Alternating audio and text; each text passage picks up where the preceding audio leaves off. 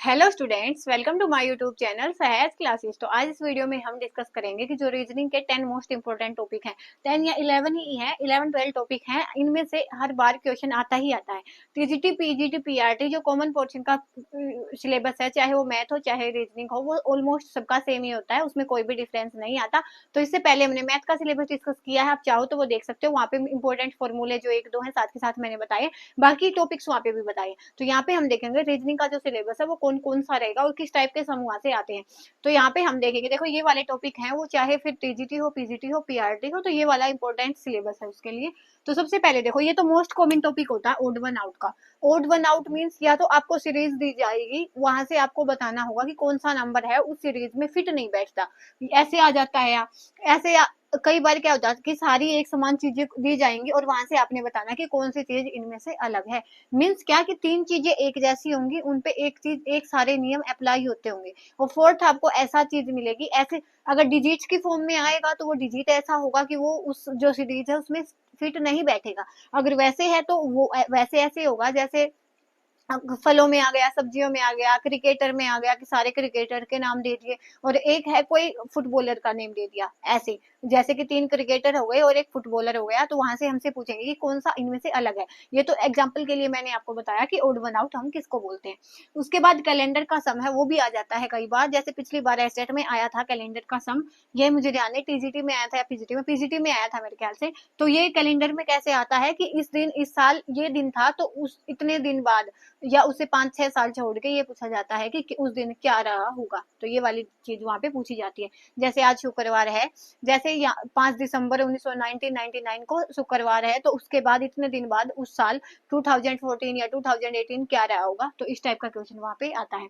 उसके बाद distance and direction, तो ये वाला तो मोस्ट पॉपुलर टॉपिक है कि जैसे डिस्टेंस एंड डायरेक्शन कई टाइप से पूछते हैं। कई बार तो क्या होता है रीजनिंग में, ये पूछ लेते हैं कि उसका जो फेस है वो किस साइड रहा होगा, कौन सी दिशा में होगा। कि कोई एक एक पर्सन है, वो यहाँ से 5 किलोमीटर चला, उसके बाद इतने किलोमीटर चला, नॉर्थ मुड़ा, उसके बाद ईस्ट वेस्ट, ऐसे करके। जो ये वाला इस वाली चीज पे डिपेंड होता है ना हमारा, ईस्ट वेस्ट नॉर्थ साउथ, जो इस वाले फॉर्मूले पे हमारे बेस्ड होते हैं ना, ये वाली चीजें यहाँ पे आती हैं, ईस्ट वेस्ट नॉर्थ साउथ। तो ये वाली चीजें यहाँ पे आती हैं।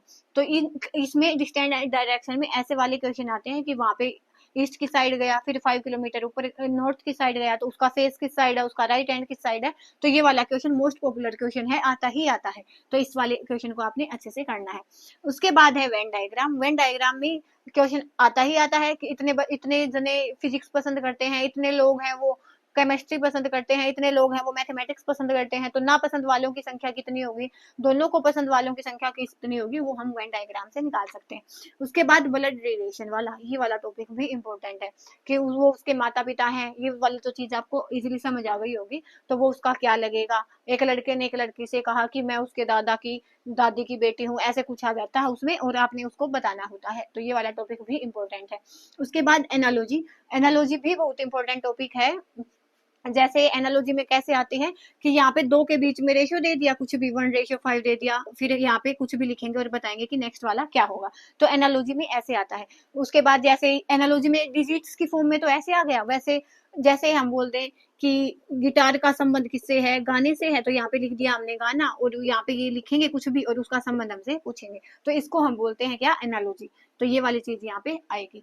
उसके बाद यहाँ पे देखो सीटिंग अरेंजमेंट, ये वाला मोस्ट पॉपुलर टॉपिक है, तो इसको तो आपने लीव करना ही नहीं है, हर पेपर में आता है। पहले तो कई बार तो क्या पूछ लेते हैं कि एक टेबल के चारों तरफ बैठे हैं एक साइड फेस करके, उसके दाएं ये बैठा, उसके बाएं वो बैठा, उसके ऊपर वो बैठा है, ऐसे करके आ जाता है। कई बार नंबर की फॉर्म में आ जाता है कि 41 पोजीशन पे ये है, नीचे से ये है, अगर इनकी पोजीशन डिस्प्लेस कर दे तो फिर उनकी पोजीशन क्या होगी। तो ये इस टाइप वाले क्वेश्चन है, वो आते ही आते हैं, तो इनको आपने बिल्कुल भी लीव नहीं करना है। उसके बाद नंबर सीरीज तो देखो इंपॉर्टेंट होता ही होता है, क्वेश्चन आ ही जाता है वो तो एग्जाम टाइम पे डिपेंड है कि हम उस पर ट्रिक कैसे निकाल पाते हैं। मैक्सिमम क्वेश्चन आपने इसके सोल्व करके देखने हैं, पीवाईक्यू तो बिल्कुल भी नहीं छोड़ने हैं। उसके बाद अल्फाबेटिकल सीरीज के भी आते हैं, जैसे ही नहीं आते SUV W कुछ भी लिख लो अपनी चॉइस से, YZ, इसका संबंध इससे है, MNOP क्या और ऐसे 2-3 दे देंगे और उसके बाद लास्ट में हमसे पूछेंगे कि इसका इससे कैसे रिलेशन होगा, तो वो वाले टॉपिक आते हैं अल्फाबेटिकल सीरीज से, तो इस चीज का आपको भी बताना चाहिए। वहां से उनमें रिलेशन भी होती है, कई बार एक एक लीव करके लिखा होता है, कई बार दो दो, कई बार तीन तीन, कई बार पहले वाले का लास्ट वाले से संबंध होता है, तो वो वाली चीज वहां पे देखनी है।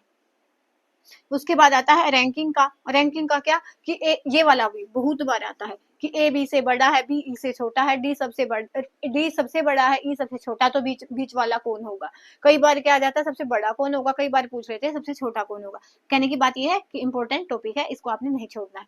उसके बाद ये तो देखो सही है, ये तो करना ही चाहिए मैथमेटिकल ऑपरेशन। जैसे हमने प्लस को वहां पे माइनस मान लिया, माइनस को हमने मल्टीप्लाई माना, मल्टीप्लाई को हमने सब्सट्रैक्शन माना, और एक डिजिट लिख के दी होगी और उसमें हमने वो चीजें रख के वहां से वैल्यू बतानी होगी, तो ये भी पूछा जाता है। लास्ट टॉपिक हमारे पास है सिलोजिज्म। सिलोजिज्म में क्या होता है कि यहाँ पे कि कुछ बिल्ली चूहे हैं, कुछ कुत्ते कैसे हैं, मतलब ऐसे करके जो क्वेश्चन आता है ना, उसको हम बोलते हैं सिलोजिज्म। उनमें हमें बताना है कि सम और ऑल वाली जो वहां पे चीजें होती है, उन चीजों को अगर पता है तो ये आप बता पाओगे। तो ये वाले टॉपिक इंपॉर्टेंट है, इनमें से देखो इसको बिल्कुल भी नहीं छोड़ना। ये वाला टॉपिक पीजीटी में पिछली बार आया था, लेकिन आगे का नहीं पता। फर्स्ट टाइम तो नहीं, मतलब रेयर ही आता था, लेकिन पिछली बार ये आया था। ये वाला तो बिल्कुल आता ही आता है, ये वाला भी आता है, ये भी आता है। सीटिंग अरेंजमेंट तो बिल्कुल फिक्स है कि आएगा, रैंकिंग वाला बड़े वाला तो बिल्कुल फिक्स। और यहाँ से भी आता है और नंबर सीरीज से भी आता है और यहाँ से भी आता है, तो ये लगा लो ये वाले हैं उसके। ये वाले तो पूरे कर ही लेना, क्योंकि 10 क्वेश्चन आते हैं। अगर आपके 7 to 8 अच्छे से हो जाते हैं तो बहुत अच्छा आप अटेम्प्ट कर पाओगे रीजनिंग में। तो इन टॉपिक को नहीं छोड़ना, और अगर आपसे ज्यादा कुछ ना हो पाए तो इनके पीवाई को तो बिल्कुल ही करने हैं, तो वहां से आपको समझ में आने लगेगा कि चीजें कैसे हो रही है। क्योंकि हर पेपर में जो रिपीटेशन है वो हो ही रहा है, कॉन्सेप्ट का तो है ही है क्या, स्टेटमेंट सेम नहीं आती, बाकी कॉन्सेप्ट सेम है, वो रिपीट होता है। तो मेरे अकॉर्डिंग देखो रीजनिंग के ये वाले टॉपिक है वो बिल्कुल भी नहीं छोड़ने, पीवाईक्यू तो देखो मस्ट है, वो तो आपने करने ही करने हैं। तो बस आज के लिए इतना ही, नेक्स्ट वीडियो में मिलेंगे नेक्स्ट टॉपिक के साथ, तब तक के लिए धन्यवाद, thanks for watching my video.